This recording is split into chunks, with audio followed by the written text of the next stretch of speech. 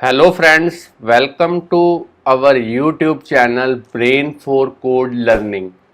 तो आज का जो हमारा टॉपिक है iOS एप्लीकेशन डेवलपमेंट के अंदर वो है किस तरीके से हमने मल्टीपल इमेजेस को फैच करना है किसी वेब एपीआई से और उसे स्टोर करवाना है टेम्परेरी NS कैश के अंदर और बाद में उस सारा ही डेटा जो हमने NS कैश में डिस्प्ले स्टोर करवाया होगा उसको हम डिस्प्ले करवाएंगे कलेक्शन व्यू की हेल्प के साथ ग्रिड की फॉर्म के अंदर। तो चलिए इसी के रिलेटेड एक वीडियो ट्यूटोरियल जो कि हमने टेबल व्यू के साथ इम्प्लीमेंट किया था वो हमने ऑलरेडी इस चैनल के ऊपर अपलोड कर दिया है। अगर आपने वो वाला वीडियो ट्यूटोरियल हमारा नहीं देखा तो प्लीज़ पहले वो भी आप ज़रूर फॉलो कीजिए क्योंकि वो भी काफ़ी इम्पॉर्टेंट टॉपिक है। और अगर आप कलेक्शन व्यू के बारे में ही जानने के लिए इस वीडियो पे आए हैं तो चलिए मेरे पास एक लाइव रनिंग एग्जांपल है सिमुलेटर के अंदर। पहले मैं उसकी आपको वर्किंग दिखा देता हूँ, फिर मैं आपको बताऊँगा कैसे आप बड़े ही ईजी एंड सिंपल वे के साथ इस तरीके की जो एग्जांपल्स हैं वो अपनी iOS डिवाइसेस के लिए एक्स कोड के अंदर स्विफ्ट लैंग्वेज की हेल्प के साथ ईजिली डेवलप कर पाएंगे। और जो वेब एपीआई मैंने यूज़ की है डेटा को फैच करने के लिए वो बेसिकली dog.ceo पे आप जाइए और इस वेबसाइट पे आप डॉक्यूमेंटेशन में जाइए और यहाँ पे बाय ब्रीड एक आपको वेब एपीआई का जो लिंक है वो मिलेगा, यहाँ पे आप देख सकते हैं। और ये जो वेब एपीआई है ये हमें जेसन फॉर्मेट में इस तरीके से कुछ डेटा जो है वो हमें वापस भेजेगी। और इसमें आप देख सकते हैं काफ़ी सारी इमेजेस के जो लिंक्स हैं वो हैं। बेसिकली ये लिंक्स किसी ना किसी पर्टिकुलर ब्रीड के जो डॉग की इमेज है वो होगी जिसको हम वन बाय वन फैच करेंगे और उन्हें डाउनलोड करके NS कैश में जो है वो स्टोर करवाएंगे और बाद में सारे का सारा डेटा एक साथ कलेक्शन व्यू के अंदर जो है वो डिस्प्ले करवाएंगे। चलिए यहाँ पे आप देख सकते हैं मेरी जो मैंने पहले से बना के रखी हुई है एप्लीकेशन वो रनिंग मोड में है। ऊपर लिखा हुआ है कि learn concept of NS cash in Swift और नीचे मैंने एक लेबल लगाया हुआ है येलो कलर में, आप देख सकते हैं download and store images in NS cache. और जैसे मैं click to download images in NS cache पे करता हूं तो आप देख सकते हैं मेरी प्रोसेसिंग जो है वो शुरू हो गई है और यहाँ पे लिखा आ चुका है कि डाउनलोडिंग इमेजेस और यहाँ पे नंबरिंग आ रही है कि कौन सी इमेज को डाउनलोड कर रहे हैं। क्योंकि जो URL सेशन के थ्रू जब हम डेटा को डाउनलोड करते हैं तो वो बेसिकली असिंक्रोनस टाइप का होगा। और यहाँ पे आप देख सकते हैं लेबल में मैसेज लिखा आ चुका है कि ऑल इमेजेस डाउनलोडेड सक्सेसफुली। और अगर मैं आपको यहाँ पे आउटपुट विंडो पे भी मैंने प्रिंट स्टेटमेंट को यूज़ करके कोडिंग के अंदर ही कुछ इस तरीके से चेक्स लगाए हुए हैं, आप देख सकते हैं किस तरीके से मेरा डेटा जो है वो डाउनलोड हुआ है। और जैसे ही मैं इस show images in collection view button पे क्लिक करता हूं तो आप देख सकते हैं मेरा जो कंट्रोल है वो नेक्स्ट व्यू कंट्रोलर की तरफ मूव कर चुका है। और आप देख सकते हैं सभी इमेजेस जो हैं वो यहाँ पे डिस्प्ले हो चुकी हैं कलेक्शन व्यू के अंदर। किस तरीके से मैंने बढ़िया एक ग्रिड जो है वो लेआउट की फॉर्म के अंदर तैयार किया हुआ है कलेक्शन व्यू की हेल्प के साथ। आप जितनी मर्जी फास्टली अब स्क्रॉल कीजिए क्योंकि डेटा अब डाउनलोड नहीं हो रहा है, डेटा डायरेक्टली जो ऐप के अंदर टेम्परेरी स्टोरेज जो कि है NS कैश उसी से रिट्रीव हो रहा है। इसलिए हमारी जो ऐप की अब परफॉर्मेंस है वो बढ़ चुकी है। तो ये है हमारी आज की एग्जांपल। आप नंबर ऑफ टाइम्स यहाँ पे क्लिक करके विदाउट अब डाउनलोडिंग किए हुए डेटा आप बार बार इस कंट्रोल की तरफ जो है व्यू कंट्रोलर की तरफ जो है वो मूव कर सकते हैं। और इमेजेस देखिए कितनी फास्टली यहाँ पे लोड हो रही हैं NS कैश की हेल्प के साथ। तो ये है हमारी आज की एग्जांपल कि कैसे हमने वेब एपीआई से डेटा फैच करना है मल्टीपल इमेजेस की फॉर्म के अंदर, उसे स्टोर करवाना है NS कैश के अंदर जो कि एक टेम्परेरी स्टोरेज एरिया है जो iOS द्वारा प्रोवाइड किया गया है। और बाद में उन सारे डेटा को जो हमने NS कैश में स्टोर किया है उसे कलेक्शन व्यू में एक साथ जो है वो डिस्प्ले करवाना है। तो फ्रेंड्स ये थी हमारी प्रैक्टिकली एग्जांपल किस तरीके से वर्क करती है। मगर आपको पता ही है, अगर आप मेरे पुराने मेंबर हैं इस चैनल के, तो मैं हर एक वीडियो को इम्प्लीमेंट करने से पहले उसके थ्योरी के रिलेटेड जो एक दो टर्म्स इम्पॉर्टेंट होती है उनके बारे में ज़रूर बताता हूँ, ताकि यूज़र्स जो हैं, जो मेंबर्स हैं चैनल के, वो गूगल पे या किसी और प्लेटफॉर्म से जो है इनके बारे में और भी रिसर्च करके जो अपनी नॉलेज है वो इन्हांस कर पाएँ। तो सबसे पहली जो टर्म मोस्ट इम्पॉर्टेंट है इस एग्जांपल के लिए वो है एनएस कैश। तो ये एक बेसिकली म्यूटेबल कलेक्शन है। म्यूटेबल का मतलब आप इसमें डेटा ऐड कर सकते हैं, डेटा रिमूव कर सकते हैं, डेटा मॉडिफाई कर सकते हैं, जिसको हम यूज़ करते हैं ताकि हम टेम्परेरी जो है वो स्टोरेज प्रोवाइड कर पाएँ ट्रांजिएंट डेटा को। ट्रांजिएंट मतलब जो हमें कुछ देर के लिए चाहिए, और उन्हें स्टोर करने का जो वे है वो है हम एक की और उसके पर्टिकुलर एक वैल्यू, जैसे डिक्शनरी में हम काम करते हैं उसी वे के साथ डेटा को एनएस कैश में स्टोर करवाएंगे। और इसकी ज़रूरत तब पड़ती है जब हमारे पास रिसोर्सेज जो हैं वो लो हों। और यहाँ पे आप देख सकते हैं एनएस कैश जो है वो एक स्पेशलाइज्ड क्लास है जो बिहेव करती है सेम डिक्शनरी की तरह ही, मगर यहाँ पे एक वन डिफरेंस है डिक्शनरी एंड एनएस कैश में, कि जब भी एनएस कैश में हम डेटा को स्टोर करते हैं और बाद में आईओएस को ऐसा लगता है कि जो मेमोरी है वो लो होने वाली है, तो जो iOS है वो ऑटोमेटिकली एनएस कैश में से डेटा को रिमूव करवा के मेमोरी को फ्री करवा सकता है। तो ये एक iOS का बेसिक फंडा है कि एनएस कैश को वो किसी भी टाइम जो है वो क्लियर कर सकता है, जिससे आपकी जो ऑपरेटिंग सिस्टम की परफॉर्मेंस है वो भी बनी रहे। और जब भी हमने डेटा किसी यूआरएल से फेच करना है, या फिर यहाँ पे देख सकते हैं किस तरीके से इमेजेस के जो यूआरएल्स हैं वो दिए हुए हैं वेब एपीआई के थ्रू, तो तब हमने कौन सी टेक्निक यूज़ करनी है, हमने डेटा टास्क जो कि हमें यूआरएल सेशन के द्वारा प्रोवाइड किया जाता है उसको हम इस एप्लीकेशन के अंदर जो है वो इम्प्लीमेंट करेंगे। अब बात आती है कंप्लीशन हैंडलर की। तो कंप्लीशन हैंडलर भी एक फंक्शन की तरह ही काम करता है, मगर जब भी हमें कोई स्पेशलाइज्ड बैकग्राउंड पे कोई टास्क परफॉर्म करनी हो एप्लीकेशन के अंदर, तो हम वो टास्क जो है वो कंप्लीशन हैंडलर को दे सकते हैं, क्योंकि कंप्लीशन हैंडलर जब अपनी दी हुई टास्क को कंप्लीट कर लेता है तो ये हमारे कॉलिंग फंक्शन जो भी इसे कॉल करता है उसे फीडबैक देके इंफॉर्मेशन देता है फीडबैक के थ्रू कि मुझे जो टास्क दी गई थी वो मैंने प्रॉपरली कंप्लीट कर दी है। तो ये एक कंप्लीशन हैंडलर का काफ़ी इम्पॉर्टेंट फीचर है। और आगे बात करते हैं यूआई कलेक्शन व्यू की। तो ये iOS के अंदर एक बिल्ट इन क्लास है जिसको डिज़ाइन किया गया है ताकि हम मैनेज कर पाएँ ordered collection of data items को और उन्हें प्रेजेंट कर पाएँ एक कस्टमाइजेबल लेआउट की फॉर्म के अंदर। तो काफ़ी कलेक्शन व्यू एक फ्लेक्सिबल वे प्रोवाइड करता है ताकि यूज़र को हम एप्लीकेशन के थ्रू जो अपना डेटा है वो काफ़ी अच्छे वे के साथ जो है वो प्रेजेंट कर पाएँ।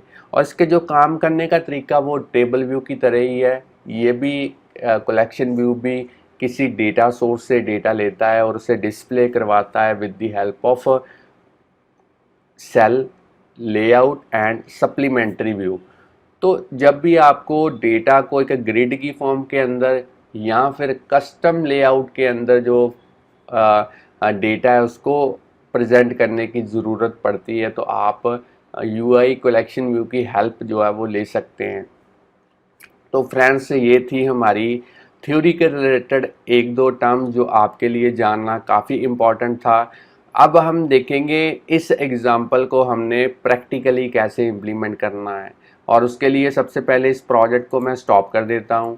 इस पूरे प्रोजेक्ट को मैं क्लोज़ कर देता हूँ।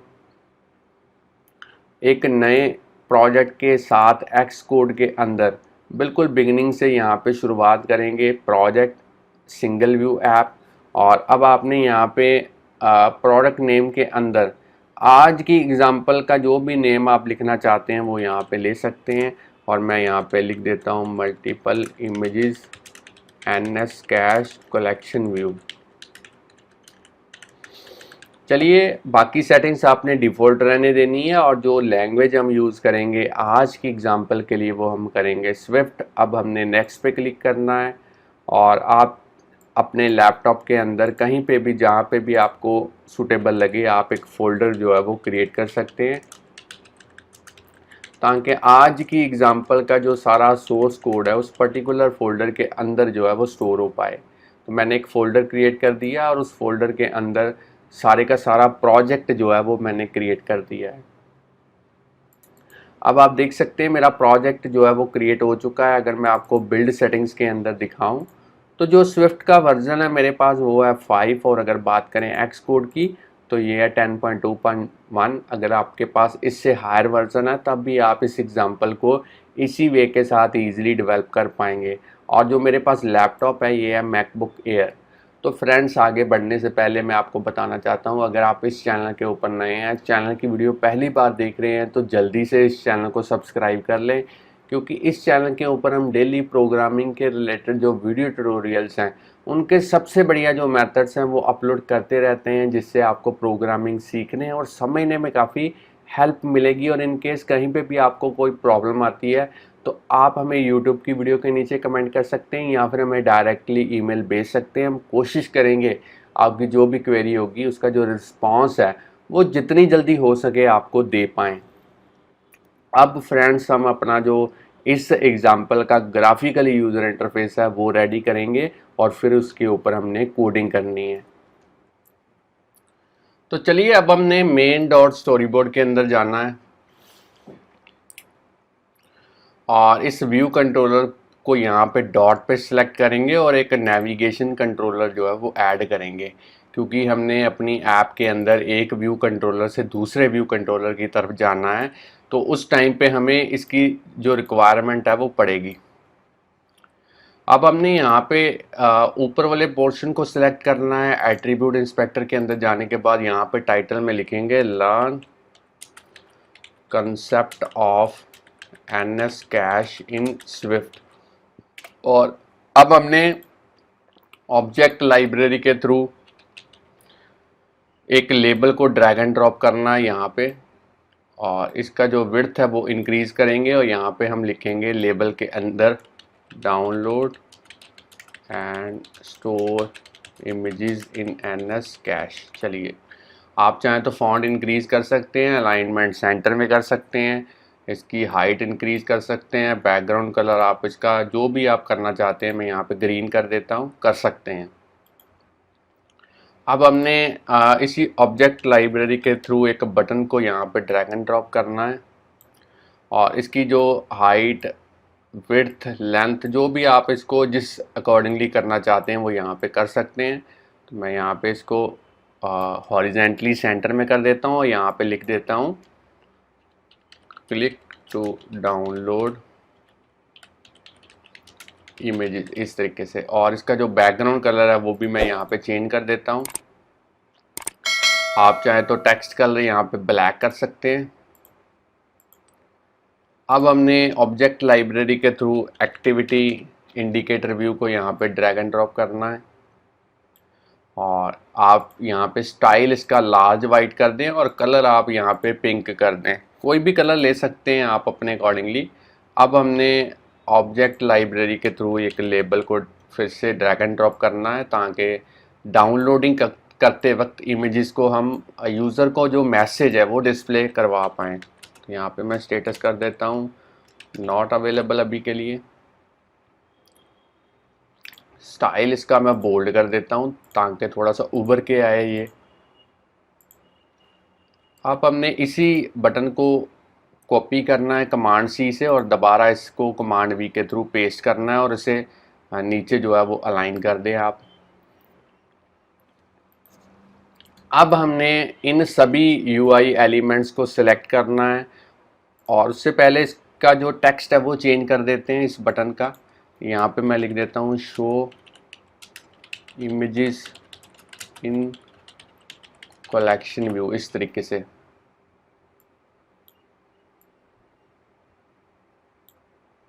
और इसको मैं बोल्ड कर देता हूँ।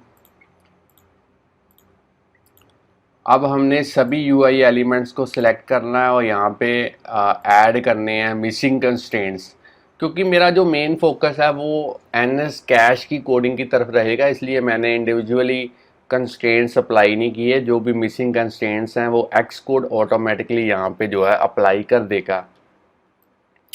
अब हमने, क्योंकि यहाँ पे मैं आपको ओरिजिनल ऐप दिखा देता हूँ एक बार फिर से,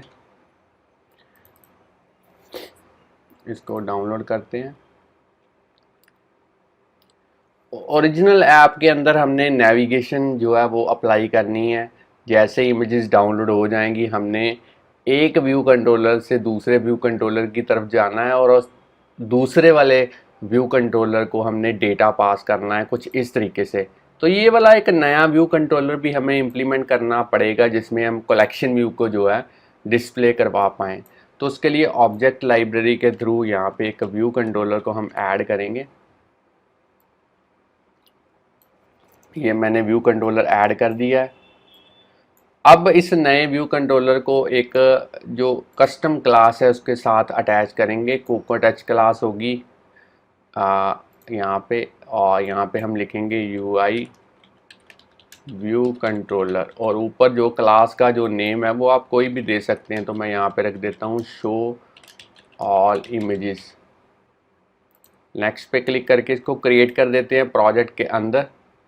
अब हमारे पास नई सब क्लास जो है व्यू कंट्रोलर की वो बन चुकी है।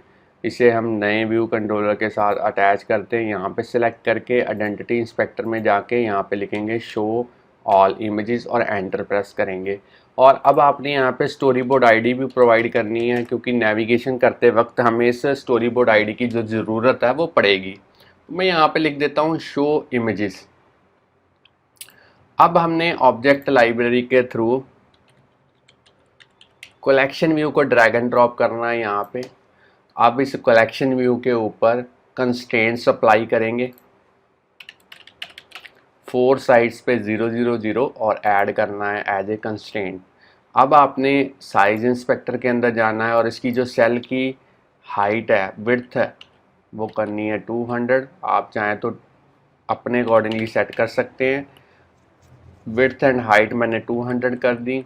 मिनिमम स्पेसिंग सेल के लिए 5, लाइन के लिए 5, सेक्शन इनसेट टॉप पे 2, बॉटम पे 0, लेफ्ट पे 2, राइट पे 2। इस तरीके की जो कॉन्फ़िगरेशन है वो आपने कर देनी है। अब ऑब्जेक्ट लाइब्रेरी के थ्रू एक इमेज व्यू को हम ड्रैग एंड ड्रॉप करेंगे इस कलेक्शन व्यू के सेल के अंदर। इसकी जो विड्थ है वो मैं कर देता हूँ 180, हाइट 180, और इसको प्रॉपरली लाइन कर देते हैं horizontally and centre, horizontally and vertically centre में। अब इस कलेक्शन व्यू का जो डेटा सोर्स एंड डेलीगेट की कॉन्फ़िगरेशन है वो भी कर देते हैं। कलेक्शन व्यू को सिलेक्ट करके कीबोर्ड पे कंट्रोल की को प्रेस करते हुए ड्रैग एंड ड्रॉप। सबसे पहले डेटा सोर्स, फिर से ड्रैग एंड ड्रॉप। अब आपने यूज़ करना है delegate. Data source and delegate दोनों ही कॉन्फ़िगर हो चुके हैं। अब हमने हर एक यूआई एलिमेंट के जो आईबी आउटलेट्स हैं वो क्रिएट करने हैं, मगर उससे पहले इस कलेक्शन व्यू के जो सेल के लिए जो कस्टम क्लास है वो क्रिएट कर लेते हैं। तो यहाँ पे मैं ऐड करता हूँ new file, Cocoa Touch class होगी। यहाँ पे हम लिखेंगे सुपर क्लास का name UI collection view cell class, और ऊपर जो क्लास का नेम है वो आप अपने अकॉर्डिंगली कोई भी लिख सकते हैं। मैं यहाँ पे रख देता हूँ माई कलेक्शन व्यू सेल, और इसको नेक्स्ट करके क्रिएट कर देता हूँ प्रोजेक्ट के अंदर। मेरी जो सब क्लास है वो यहाँ पे बन चुकी है। तो चलिए मेन डॉट स्टोरी बोर्ड में चलते हैं और यहाँ पे अपना जो कलेक्शन व्यू के अंदर जो सेल है उसको सिलेक्ट करते हैं। आइडेंटिटी इंस्पेक्टर में जाके यहाँ पे जो क्लास हमने क्रिएट की है उसका नेम लिखने की कोशिश करनी है। एक्स कोड ऑटोमेटिकली जो क्लास है वो फैच कर लेगा। आपने एंटर प्रेस करना है सही देख के। अब आपने एट्रीब्यूट इंस्पेक्टर के अंदर जाना है और इस आइडेंटिफायर में कोई भी नेम आप प्रोवाइड कर सकते हैं। बस जब आपको कोडिंग में रिक्वायरमेंट इसकी होगी, जो नेम यहाँ पे लिखा होगा सेम नेम आपको कोडिंग के अंदर जो है वो यूज़ करना पड़ेगा। अब हमने आईबी आउटलेट्स क्रिएट करने हैं, तो उसके लिए मैं असिस्टेंट एडिटर में चलता हूँ। अपना जो फेवरेट मेथड है उसी की हेल्प लूँगा। साइड वाले पैनल्स को हाइड कर देता हूँ और यहाँ पे बाय डिफ़ॉल्ट जो क्लास ओपन हुई है वो है व्यू कंट्रोलर क्लास, और इसमें हमने one by one IB outlet and IB action जो है वो क्रिएट करना है। तो सबसे पहले इस लेबल को सिलेक्ट करते हैं, जिस लेबल में हमने स्टेटस डिस्प्ले करवाना है, और उस लेबल का जो आईबी आउटलेट है वो हम क्रिएट करेंगे। तो मैं इस लेबल को सिलेक्ट करता हूँ, यहाँ पे कंट्रोल की को प्रेस करते हुए ड्रैग एंड ड्रॉप, और यहाँ पे मैं लिखूँगा लोडिंग वेट लेबल। नेम आप कोई भी ले सकते हैं, इसको कनेक्ट कर देते हैं। अब आपने इस इंडिकेटर व्यू को सिलेक्ट करना है, इसको भी कंट्रोल की को प्रेस करते हुए ड्रैग एंड ड्रॉप, और यहाँ पे लिखेंगे एक्टिविटी इंडिकेटर, और इससे कनेक्ट कर देते हैं। अब आपने इस बटन को सिलेक्ट करना है और कीबोर्ड पे कंट्रोल की को प्रेस करते हुए ड्रैग एंड ड्रॉप नीचे ड्रॉप करेंगे, क्योंकि अब हमने एक्शन यहाँ पे जो है वो क्रिएट करना है। तो यहाँ पे नेम आप कोई भी ले सकते हैं आईबी एक्शन का। तो मैं यहाँ पे लिख देता हूँ क्लिक डाउनलोड इमेजेस, इस तरीके से, और इसे कनेक्ट कर देते हैं। अब नीचे वाले बटन को भी सिलेक्ट करते हैं, कीबोर्ड पे कंट्रोल की को प्रेस करते हुए ड्रैग एंड ड्रॉप, और यहाँ पे अब हम लिखेंगे शो इमेजेस कलेक्शन व्यू, और इसे भी कनेक्ट कर देते हैं। एक व्यू कंट्रोलर के जो आईबी आउटलेट्स हैं वो मैंने क्रिएट कर दिए हैं। अब इसके भी आईबी आउटलेट्स हम क्रिएट करेंगे। तो ऑटोमेटिक की जगह पे मैनुअल के थ्रू यहाँ पे हम जो क्लास ओपन करेंगे वो हम करेंगे शो ऑल इमेजेस, और इसमें हम कलेक्शन व्यू का जो आईबी आउटलेट है वो क्रिएट करेंगे। कलेक्शन व्यू को सिलेक्ट करते हैं, कीबोर्ड पे कंट्रोल की को प्रेस करते हुए ड्रैग एंड ड्रॉप, और यहाँ पे लिखेंगे माई कलेक्शन व्यू, और इसे कनेक्ट कर देते हैं। अब हमने मैनुअल के थ्रू जो क्लास ओपन करनी है वो करनी है my collection view cell class, और इसके अंदर इस इमेज व्यू का जो आईबी आउटलेट है वो हम क्रिएट करेंगे। तो इमेज व्यू को सिलेक्ट करते हैं, कीबोर्ड पे कंट्रोल की को प्रेस करते हुए ड्रैग एंड ड्रॉप, और यहाँ पे लिखेंगे माई इमेज व्यू, और इसे भी कनेक्ट कर देते हैं। तो फ्रेंड्स, मेरे जो आईबी आउटलेट्स हैं वो क्रिएट हो चुके हैं। चलिए स्टैंडर्ड एडिटर के अंदर चलते हैं। साइड वाले पैनल्स को मैं अनहाइड करता हूं, और हर एक फ़ाइल को मैं यहाँ पे सेव करता हूं, ताकि कोडिंग करते वक्त जो मैंने यहाँ पे कॉन्फ़िगरेशंस की हैं वो मेरी कोडिंग के अंदर जो है वो रिफ्लेक्ट हो पाएँ। तो अब आप देख सकते हैं कैसे हमने डेटा को वेब एपीआई से फैच किया, उसे डाउनलोड करवाया और उसे डिस्प्ले करवाया कलेक्शन व्यू के अंदर। तो जो डेटा हमें वेब एपीआई प्रोवाइड करती है वो बेसिकली इस जेसन फॉर्मेट में है। आप देख सकते हैं यहाँ पे किस तरीके का डेटा है, और जो डेटा हमने iOS की एप्लीकेशन के अंदर यूज़ करना है वो बेसिकली स्ट्रक्चर टाइप का होगा, क्योंकि हम डायरेक्टली जेसन को यूज़ नहीं कर सकते। तो चलिए इस जेसन डेटा को स्ट्रक्चर में कन्वर्ट करने से पहले हमें एक स्ट्रक्चर जो है वो क्रिएट करनी पड़ेगी अपने एप्लीकेशन के अंदर। तो यहाँ पे मैं ऐड करता हूँ न्यू फाइल, स्विफ्ट फाइल होगी, नेक्स्ट पे क्लिक करेंगे। नेम आप कोई भी रख सकते हैं, मैं डॉग डेटा नेम रख रहा हूँ, इसे क्रिएट कर देता हूँ। साइड वाले पैनल्स को हाइड कर देते हैं। अब मैं यहाँ पे लिखूँगा स्टक डॉग डेटा, और यहाँ पे कोडेबल प्रोटोकॉल को यूज़ करूँगा, क्योंकि जब भी हमने जेसन को स्ट्रक्चर में कन्वर्ट करना है या फिर स्ट्रक्चर को जेसन फॉर्मेट में कन्वर्ट करना है, तो हमें जो कन्वर्जन है वो ये कोडेबल प्रोटोकॉल प्रोवाइड करेगा, वो फैसिलिटी ये प्रोवाइड करेगा। अब हमने दो यहाँ पे प्रॉपर्टीज़ यूज़ करनी है, एक मैसेज जो कि एरे टाइप होगी स्ट्रिंग टाइप की, एक होगी स्टेटस जो कि सिंपली स्ट्रिंग टाइप का एक प्रॉपर्टी होगी। इसको मैं सेव कर देता हूँ। तो आपने कोशिश करनी है जिस तरीके से कीज़ के नेम्स यहाँ पे लिखे हुए हैं, नीचे भी आप देख सकते हैं, सेम नेम आपने यहाँ पे स्ट्रक्चर के अंदर जो है वो डिफ़ाइन करना है, क्योंकि इससे जो कन्वर्जन है वो काफ़ी इजी हो जाएगी आपके लिए करना। इसको मैं सेव करता हूँ एक बार। साइड वाले पैनल्स को अनहाइड करते हैं। अब हम व्यू कंट्रोलर के अंदर चलते हैं और यहाँ पे अब अपनी फर्दर जो कोडिंग है वो करेंगे। तो ऊपर यहाँ पे मैं दो ऑब्जेक्ट्स यहाँ पे क्रिएट करूँगा। एक होगा डॉग ऑल डेटा, जो कि डॉग डेटा जो स्ट्रक्चर है उस टाइप का होगा, ऑप्शनल होगा। और एक होगा डॉग इमेज ऑल लिंक्स, जो कि एक एरे होगी स्ट्रिंग टाइप की, जिसमें हम जितने भी यूआरएल यहाँ पे आप देख रहे हैं जो हमें वेब एपीआई से मिलेंगे, वो सारे यूआरएल इसी एरे के अंदर जो है वो हम स्टोर करेंगे। और डेटा को एनएस कैश में स्टोर करने के लिए यहाँ पे एक और ऑब्जेक्ट क्रिएट करेंगे एनएस कैश टाइप का, और यहाँ पे कीज़ होगी एनएस स्ट्रिंग टाइप की, और यहाँ पे जो वैल्यू होगी वो बेसिकली एक इमेज होगी। और इसको अभी हम ब्लैंक डिक्लेयर करते हैं। अब हमने क्योंकि अपनी एप्लीकेशन के अंदर जो एक्टिविटी इंडिकेटर यहाँ पे घूमता है वो भी डिफ़ाइन करना है, तो उसके लिए व्यू डिड लोड में हम यहाँ पे कोड लिखेंगे एक्टिविटी इंडिकेटर। वैसे तो स्टाइल हमने सेट कर दिया है, डिफ़ाइन करने की ज़रूरत नहीं है, एक प्रॉपर्टी है वो यहाँ पे सेट कर देते हैं activity indicator dot hides when stop. इसको ट्रू कर देते हैं कि जब भी एनिमेशन उसकी हम स्टॉप करें एक्टिविटी इंडिकेटर की तो वो ऑटोमेटिकली हाइड होना चाहिए।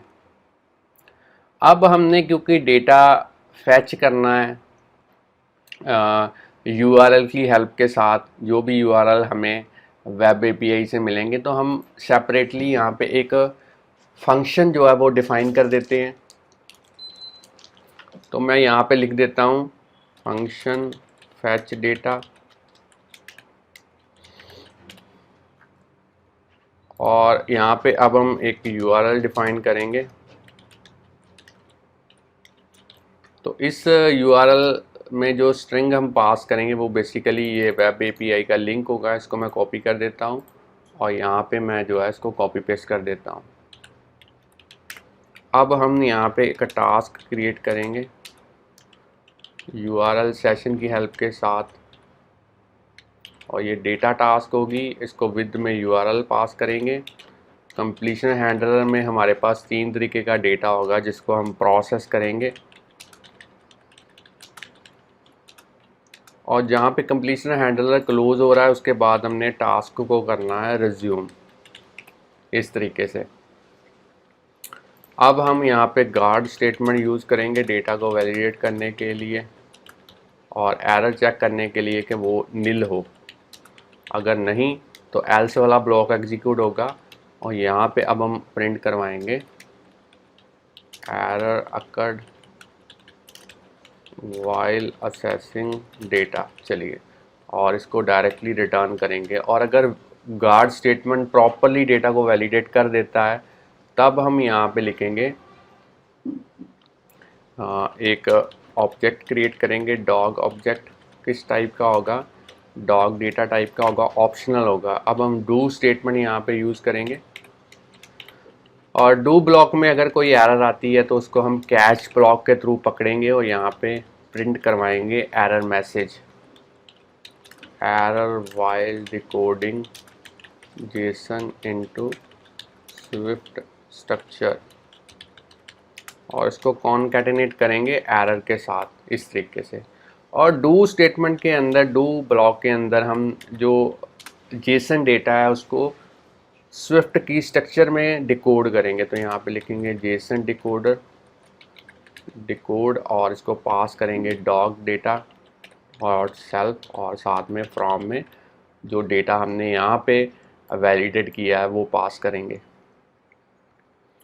अब हमने यहाँ पे जहाँ पे कैच हमारा ब्लॉक जो एंड हो रहा है उसके बाद हम जो डॉग ऑल डेटा वाला ऑब्जेक्ट था उसको सेट करेंगे उसकी वैल्यू को, और डॉग ऑल इमेजेस जो लिंक्स हैं वो भी हमने यहाँ पे स्टोर करवाने हैं डॉग ऑल डेटा के थ्रू।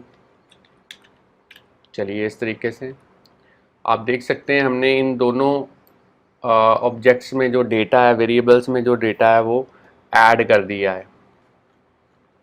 अब हम यहाँ पे एक वेरिएबल लेंगे ताकि हमें पता चल पाए कि टोटल इमेजेस जो हैं या टोटल लिंक्स जो इमेजेस के हैं वो कितने हैं। तो यहाँ पे हम लिखेंगे dog all links dot count, इस तरीके से।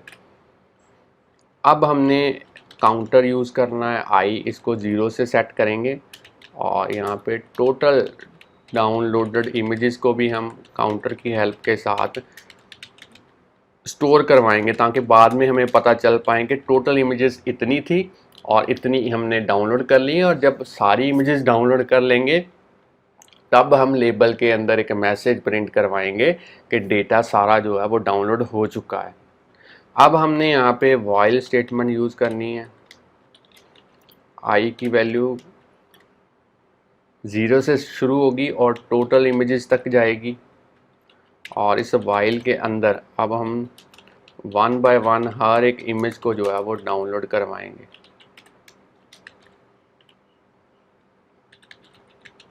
इस तरीके से ith एलिमेंट को ट्रेट करते हुए। और अब हमने क्योंकि इमेज को डाउनलोड करवाना है तो डाउनलोड करवाने के लिए इमेज को मैंने अलग से एक फंक्शन जो है वो और डिफ़ाइन करना है। तो चलिए वो भी फंक्शन यहाँ पे क्रिएट कर देते हैं नीचे, बाकी कोडिंग हम बाद में करते हैं। तो यहाँ पे मैं अलग से एक फंक्शन क्रिएट कर देता हूँ जो कि इमेजेस को URL से जो है वो डाउनलोड करेगा। तो ये बेसिकली यूज़र डिफाइंड फंक्शन है और इसको हम 3 पैरामीटर्स जो है वो पास करेंगे।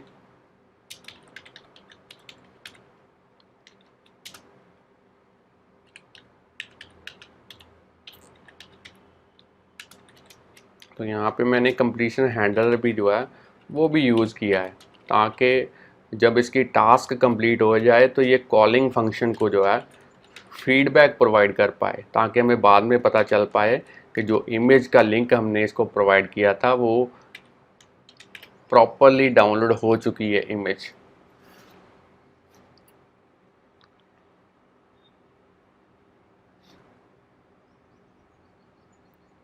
अब हम यहाँ पे करेंगे अब हमने यहाँ पे भी एक डेटा टास्क जो है वो क्रिएट करना है URL सेशन के थ्रू और इसको पास करेंगे URL। कंप्लीशन हैंडलर में फिर से उसी वे के साथ 3 तरीके का डेटा प्रोसेस करेंगे।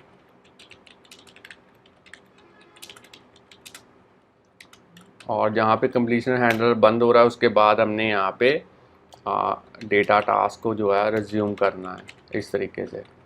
और कंप्लीशन हैंडलर के अंदर फिर से गार्ड स्टेटमेंट यूज़ करेंगे और HTTP URL रिस्पॉन्स के थ्रू उसका जो स्टेटस कोड है वो चेक करने की कोशिश करेंगे।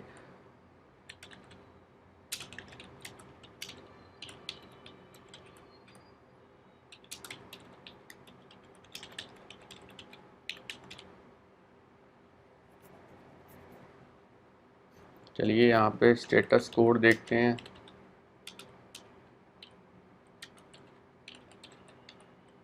इस तरीके से URL response HTTP URL response, यहाँ पे रिस्पॉन्स के स्पेलिंग गलत है तो ठीक कर दिए मैंने। सेकंड वैलिडेशन हम यहाँ पे लगाएंगे MIME टाइप उसकी चेक करेंगे रिस्पॉन्स के थ्रू।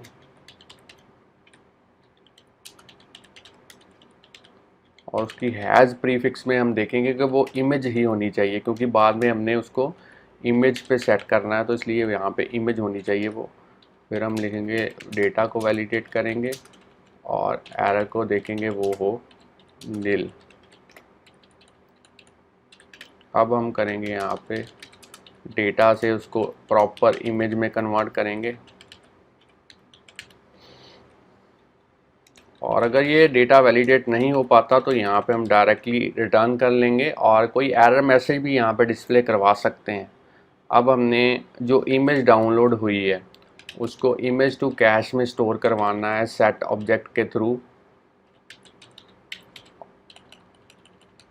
और जो की होगी वो बेसिकली होगी NS स्ट्रिंग टाइप की और इसको हम पास करेंगे एज ए स्ट्रिंग जो है वो काउंटर पास करेंगे।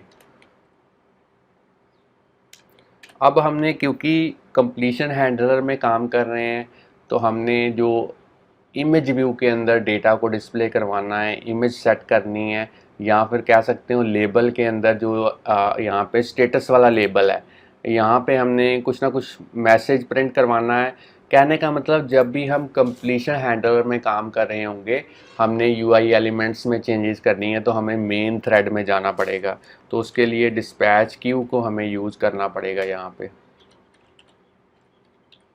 और सिंक और यहाँ पे हम लिखेंगे self loading label text property को सेट करेंगे। यहाँ पे स्ट्रिंग इंटरपोलेशन के थ्रू हम डेटा को कॉनकैटिनेट करेंगे इस तरीके से। चलिए, अब हमने यहाँ पे कंप्लीशन के थ्रू 1 पास करना है, क्योंकि 1 का मतलब है कि इमेज डाउनलोड हो चुकी है। अगर कुछ और पास करेंगे, 0 पास करेंगे, इसका मतलब कोई ना कोई एरर जो है वो आ चुकी है। अब हमारा आप देख सकते हैं ये वाला फंक्शन बिल्कुल रेडी है। आप चाहें तो वीडियो को यहाँ पे पॉज करके इसकी कोडिंग जो है वो नोट डाउन कर सकते हैं। चलिए, इसी फंक्शन को अब हम यहाँ पे यूज़ करेंगे। तो मैं यहाँ पे लिखूँगा, आप देख सकते हैं सेल्फ डॉट डाउनलोड इमेज। इसको पहले URL पास करेंगे सेल्फ डॉट डॉग ऑल। यहाँ पे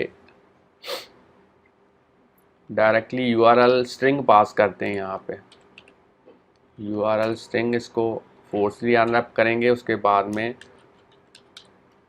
आई को पास करेंगे स्ट्रिंग में कन्वर्ट करके, और फिर हमने यहाँ पे कंप्लीशन को हैंडलर को जो है वो शुरू करेंगे। और यहाँ पे मैं लिखता हूँ कंप्लीशन हैंडलर के अंदर वैल्यू जो हमारे पास रिटर्न होगी।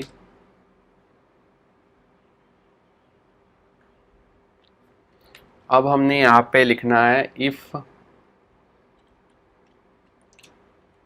वैल्यू इक्वल टू 1, जो वैल्यू हमें यहाँ से रिसीव होगी उसी को हम यहाँ पे चेक करेंगे। और यहाँ पे अब हम लिखेंगे टोटल डाउनलोड इमेज को 1 करेंगे, क्योंकि हमारे पास एक इमेज डाउनलोड हो चुकी है। काउंटर को इंक्रीमेंट करेंगे और अब हम फिर से अपना जो मेन थ्रेड है उसमें जाएंगे।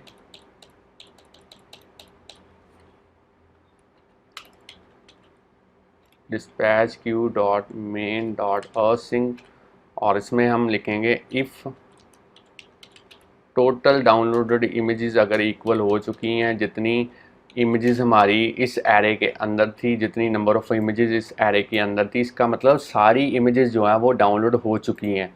तब हम यहाँ पे मैसेज प्रिंट करवाएंगे सेल्फ डॉट लोडिंग वेट, और यहाँ पे टेक्स्ट प्रॉपर्टी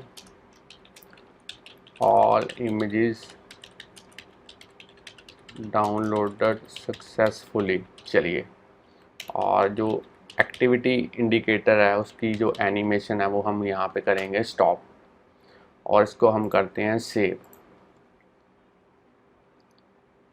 अब हमने यहाँ पे आई की वैल्यू को यहाँ पे करना है +1। तो यहाँ पे मैं कर देता हूँ आई इक्वल टू आई +1 इस तरीके से। और यहाँ पे देख सकते हैं इस तरीके से ये भी फंक्शन जो है वो मेरा कंप्लीट हो चुका है। आप चाहें तो वीडियो को पहले यहाँ से यहाँ तक पॉज करके इसकी कोडिंग जो है वो नोट डाउन कर सकते हैं। यहाँ से लेके यहाँ तक वीडियो को पॉज करके कोडिंग नोट डाउन कर सकते हैं। अब आप यहाँ से लेके यहाँ तक कोडिंग नोट डाउन कर सकते हैं, और अब यहाँ से लेके यहाँ तक जो कोडिंग है वो नोट डाउन कर सकते हैं। तो चलिए, 2 फंक्शंस यहाँ पे हमने क्रिएट कर दिए हैं। अब चलिए बढ़ते हैं अपने यहाँ पे जो IB एक्शन है इसको भी कोड कर लेते हैं। तो यहाँ पे मैं लिखता हूँ फैच डेटा पहले कॉल करेंगे जब हम इस क्लिक टू डाउनलोड इमेजेस वाले बटन पे क्लिक करेंगे तब। तो यहाँ पे मैं लिखता हूँ activity indicator dot start animating, और इसको मैं सेव कर देता हूँ। अब क्योंकि हमने एक व्यू कंट्रोलर से दूसरे व्यू कंट्रोलर की तरफ पास करना है, जब हम यहाँ पे क्लिक करेंगे इस फंक्शन के ऊपर, इस बटन के ऊपर, तो हमें जो डेटा पास करना है उसके लिए हमें जो शो ऑल इमेजेस वाली जो हमारी क्लास थी इसके अंदर कुछ वेरिएबल्स या ऑब्जेक्ट्स क्रिएट करने पड़ेंगे। सबसे पहले इमेज कैश फॉर कलेक्शन इस तरीके से करते हैं, NS cash string UI image और एक और हमने यहाँ पे वेरिएबल लेना है टोटल इमेजेस, टी इमेजेस, इसको अभी के लिए करते हैं 0। अब हमने इस कमेंट वाली लाइंस को डिलीट कर देते हैं, सारी लाइंस को। और क्योंकि इस क्लास के अंदर हमने कलेक्शन व्यू को इम्प्लीमेंट करना है, तो उसके लिए कलेक्शन व्यू को इम्प्लीमेंट करने के लिए जो कोड है वो मैं यहाँ पे लिखता हूँ, UI कलेक्शन व्यू। तो ये जो कलेक्शन व्यू को इम्प्लीमेंट करना है, ये काफ़ी बार अपने चैनल के ऊपर मैं बता चुका हूँ। अब अगर आप डिटेल में जानना चाहते हैं तो आप मेरी प्रीवियस वीडियो ट्यूटोरियल इसी के रिलेटेड जो है वो देख सकते हैं। तो चलिए मैं थोड़ा सा फास्टली यहाँ पे करता हूँ काम। और जैसे मैं यहाँ पे प्रोटोकॉल्स को डिफ़ाइन करूँगा, 3 प्रोटोकॉल्स को, और फिक्स पे क्लिक करूँगा, जो कंपलसरी मेथड्स हैं उनका जो स्केलेटन है वो यहाँ पे बन चुका है। तो यहाँ पे सबसे पहला जो कलेक्शन व्यू का जो फंक्शन है उसमें या नंबर ऑफ़ आइटम जो हैं वो सेक्शन के अंदर कितनी होनी चाहिए। तो यहाँ पे मैं रिटर्न करूँगा टी इमेजेस, जितने नंबर ऑफ़ वैल्यू इसकी होगी उतने नंबर ऑफ़ रोज़ होंगे कलेक्शन व्यू के अंदर।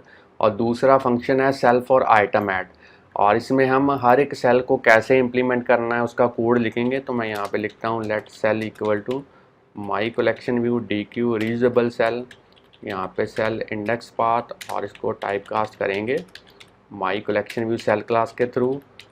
और अब हम चेक करेंगे let if let image equal to, cache में से डेटा को पिक करेंगे ऑब्जेक्ट फंक्शन के थ्रू, और की में इसको पास करेंगे हम ns स्ट्रिंग, और यहाँ पे हम पास करेंगे इसको इंडेक्स डॉट पास्ट की वैल्यू। अब हमने इसके अंदर करना है cell dot my image dot image equal to,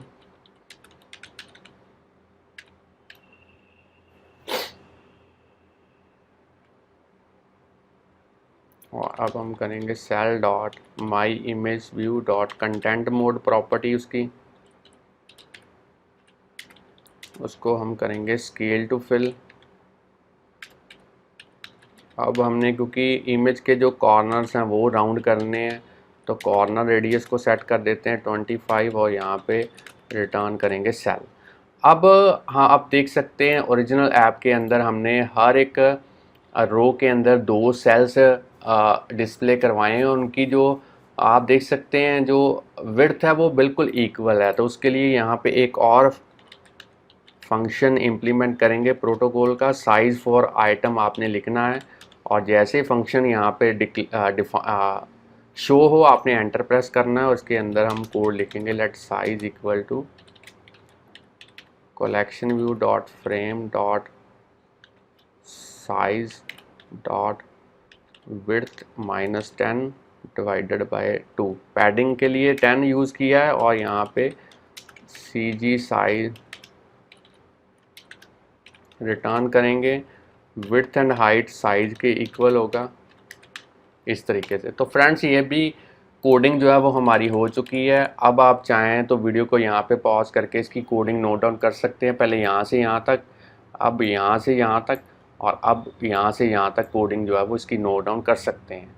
अब हमने फिर से वापस जाना है, इसको सेव कर लेते हैं व्यू कंट्रोलर के अंदर, और यहाँ पे जो पेंडिंग कोडिंग है इस शो इमेजेस वाले IB एक्शन के अंदर वो करेंगे। तो यहाँ पे मैं लिखता हूँ let VC equal to story board instantiate, यहाँ पे व्यू कंट्रोलर, और आइडेंटिफायर में हम लिखेंगे शो इमेजेस, कन्वर्ट करेंगे as a show all images. तो यहाँ पे शो इमेजेस कहाँ से आया, फिर से मैं आपको दिखा देता हूँ। जब हमने नया व्यू कंट्रोलर यहाँ पे क्रिएट किया था, तो यहाँ पे आप देख सकते हैं मैंने स्टोरी बोर्ड ID जो है वो यहाँ पे लिखी थी, तो यही स्टोरी बोर्ड ID हमने यहाँ पे यूज़ की है।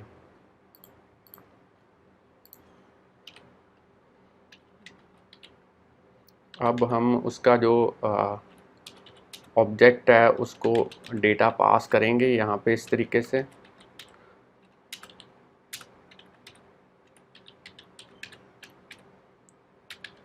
और इसका जो टाइटल है वो भी हम सेट करेंगे इमेजेस फ्रॉम कैश। और अब हम नेविगेट करेंगे नेक्स्ट व्यू कंट्रोलर की तरफ और यहाँ पे इसको पास करेंगे VC, इसको करेंगे ट्रू। चलिए फ्रेंड्स, ये भी कोडिंग जो है वो मेरी हो चुकी है। अब मैं इसको सेव करता हूँ। यहाँ पे वीडियो को पॉज करके आप कोडिंग जो है वो नोट डाउन कर सकते हैं। तो मैं इस पुरानी वाली ऐप को बंद कर देता हूँ यहाँ पे, और इस नई वाली ऐप को पहले यहाँ पे सेव करते हैं। तो आप देख सकते हैं ग्राफिकल यूज़र इंटरफेस भी हमारा बन चुका है और जो कोडिंग है वो भी हमने प्रॉपरली कर दी है। अब मैं इसको बिल्ड एंड रन करता हूँ और देखते हैं किस तरीके से इसकी जो आउटपुट है वो निकल के आती है। तो ऐप हमारी जो है वो यहाँ पे विदाउट एनी एरर जो है वो यहाँ पे बिल्ड उसका सक्सीड हो चुका है। अब इसकी आउटपुट देखते हैं कैसे निकल के आती है। तो सबसे पहले ग्राफिकल यूज़र इंटरफेस बिल्कुल सही तरीके से डिस्प्ले हुआ है, और मैं जैसे ही क्लिक टू डाउनलोड इमेजेस पे क्लिक करता हूं तो आप देख सकते हैं एक्टिविटी इंडिकेटर मेरा घूम रहा है। इसका मतलब प्रोसेसिंग जो है वो चल रही है। लेबल के अंदर जो स्टेटस मैसेज है वो भी आ चुका है। इमेजेस जो हैं वो 1 बाय 1 इंटरनेट से वेब API के थ्रू असेस होके डाउनलोड हो रही हैं NS कैश के अंदर। अब देखते हैं सारी की सारी इमेजेस जो हैं वो डाउनलोड हो चुकी हैं। अब हम show images in collection view पे क्लिक करते हैं और आप देख सकते हैं सारी की सारी इमेजेस जो हैं कलेक्शन व्यू के अंदर प्रॉपरली जो है वो डिस्प्ले हो चुकी हैं। मैं नंबर ऑफ़ टाइम्स अब इस पर क्लिक करके यहाँ पे आ सकता हूँ, और प्रोसेसिंग में बिल्कुल भी थोड़ा सा भी समय नहीं लगेगा, क्योंकि बार बार इमेजेस को हम डाउनलोड नहीं कर रहे हैं। हम डायरेक्टली डेटा कहाँ से फैच कर रहे हैं, NS कैश से। हमें एक बार इमेजेस को डाउनलोड करना पड़ेगा और NS कैश से हम मल्टीपल टाइम्स जो हैं वो इमेजेस को रिट्रीव कर सकते हैं अपनी एप्लीकेशन के अंदर। इससे एप्लीकेशन की जो परफॉर्मेंस है वो इन्हांस होगी और ऐप की जो स्पीड है वो बढ़ेगी। तो फ्रेंड्स, अगर आपको आज की एग्जांपल के बारे में नॉलेज मिल चुकी है कि कैसे डेटा को वेब API से फैच करना है और उसे NS कैश के अंदर स्टोर करवाना है और बाद में कलेक्शन व्यू में डिस्प्ले करवाना है, तो जल्दी से इस वीडियो को लाइक कीजिए। अगर और भी वीडियोस हमारे चैनल के ऊपर आप इसी तरीके से देखना चाहते हैं तो चैनल को सब्सक्राइब करना मत भूलिए, बेल आइकॉन को प्रेस कीजिए, ताकि जैसे हम कोई नई वीडियो अपने चैनल के ऊपर अपलोड करें तो उसका जो नोटिफिकेशन है उसी टाइम पे आपके पास जो है वो पहुंच पाएँ। तो चैनल के साथ बने रहिए, वीडियोस देखते रहिए, प्रोग्रामिंग सीखते रहिए। Thanks friends for watching our videos. मिलते हैं नेक्स्ट वीडियो के अंदर किसी नए टॉपिक के साथ। तब के लिए बाय बाय।